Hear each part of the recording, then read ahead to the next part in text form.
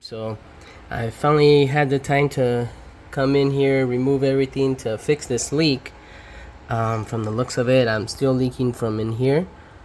So I did get the ZRP plate. I wasn't planning on doing a YouTube video, but since I'm here, I think eventually someone's gonna go through this, so I might as well.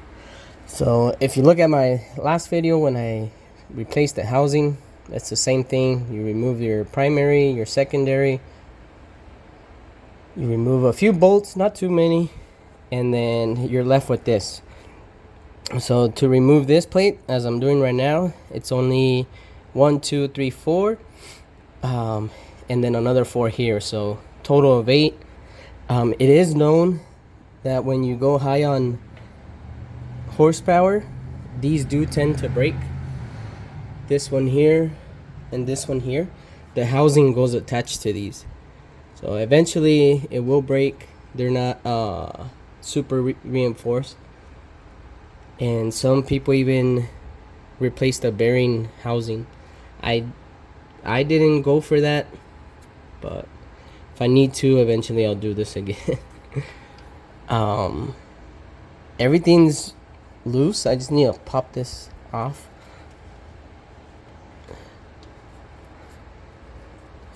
And the only thing that's holding it is some gasket maker, I believe.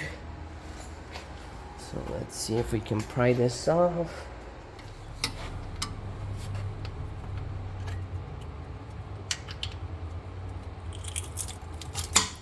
There we go. It was on there pretty good. There we go.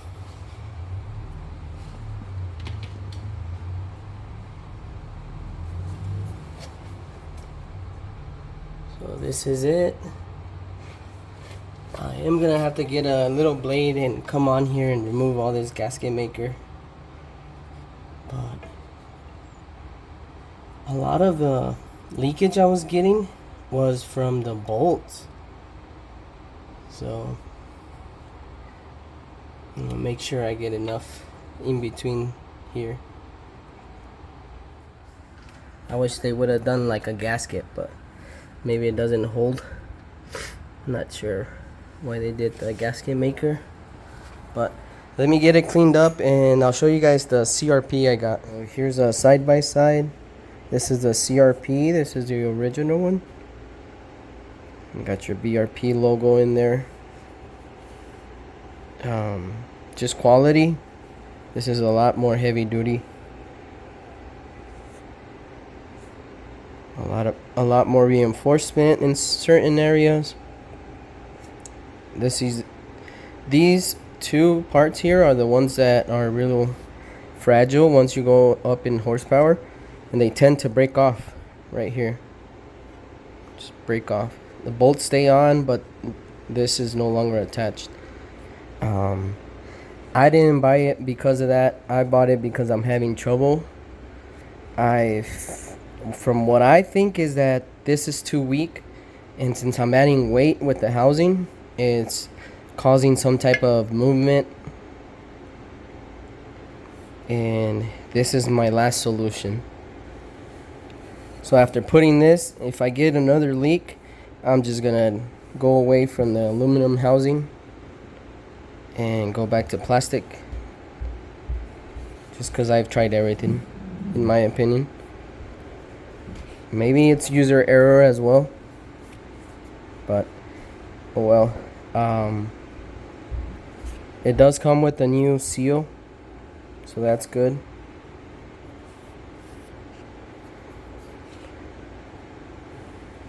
So just the weight difference. This one's a lot heavier, a lot stronger, but what I'm gonna do is pretty much just trace out. I don't even know if I have any gasket maker. I'm gonna run to the auto parts store real quick, and I'm just gonna trace out the same areas where this one had gasket maker to this one. Once I'm there, I'll pick which one I'm gonna use. I think the black one's the one I'm gonna go with. But yeah, I'll keep you guys updated on this. Like I said, I wasn't gonna make a video, but eventually someone's gonna run across this. And it's not too complicated. Like I said, about 8 screws to get this part off, and then you put some gasket maker, put it back on, and start putting everything back together. Just a little quick update. I am currently cleaning this to be able to reseal or place the new gasket maker stuff. So I just got a little blade and I'm just cleaning away. So I'm gonna just continue to do this, get it all clean, and then I'll follow up with you guys. Alright, so that's about as clean as I got it. It is kind of tedious. Take your time as you're cleaning it. Just be careful and make sure you get everything that's falling in the bearings inside here. You don't want that stuff in there. So I have this. This is the stuff I'm gonna be using for my gasket maker. It's oil resistant. It's the Ultra Black. Got it at O'Reilly's. I have the old one here just to kind of trace out the same. It shouldn't be too hard as it's the same over here. This is billet. I think it's 6061 aluminum billet. So it is a lot stronger. But yeah, let me put the gasket maker on there and then I'll show you how it looks. So I got the gasket maker on there. I'm gonna try and video it as I put it on. It's been on there maybe for about a minute. So I'm gonna go ahead and try and get this on. Alright, so let's try and get this on. Dun, dun, dun, dun.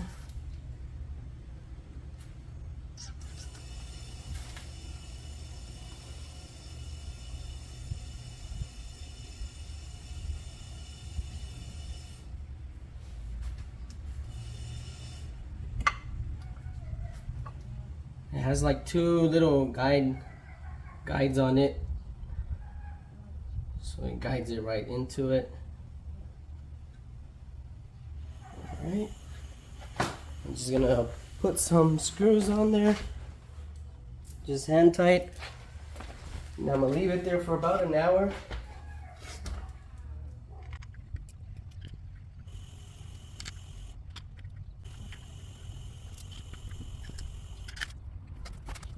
So I went with ZRP.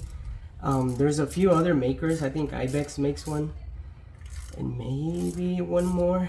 I can't remember. But ZRP, they just brought it out, this product. So it's a new product for them. So it was cheaper than the Ibex. That's why I went with ZRP. I think Ibex, it looks a little different. I don't even know if that's how you say it, but they make tunes and stuff, some clutching.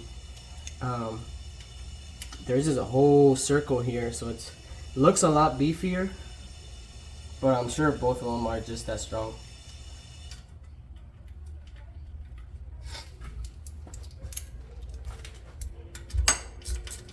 And I'm not driving these all the way.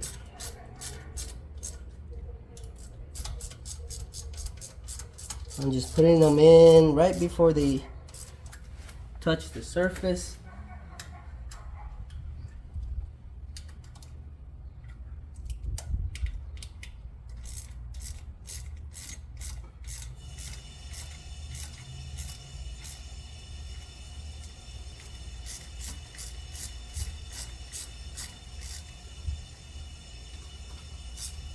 And like I said, I'll leave them on there for about an hour. Let that gasket maker kind of dry, and then in the meantime, I'll look up the torque specs. I think someone had commented on one of my videos and they gave me the torque specs, but I'll look for that in the meantime and see if we can get some numbers for you guys.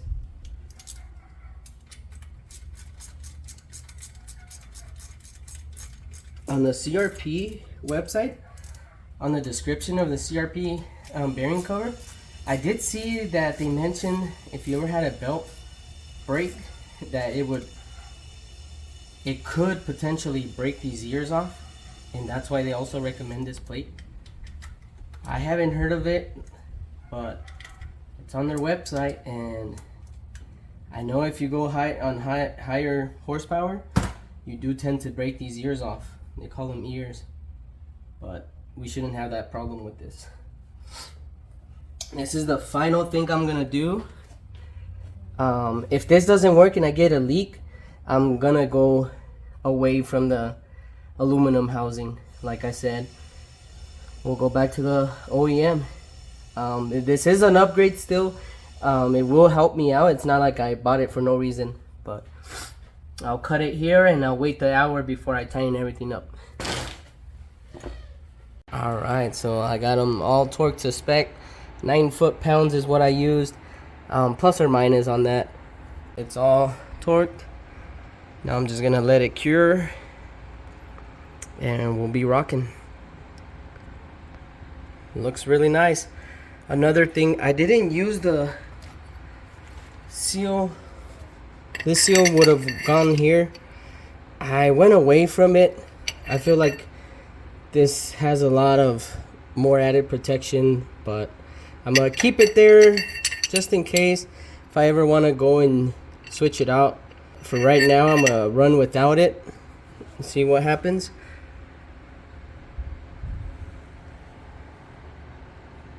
It's looking really good.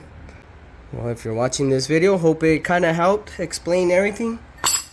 If you recall, it was 8 screws and you get this off. 1, 2, 3, 4, and 4 in here. 1, 2, 3, 4.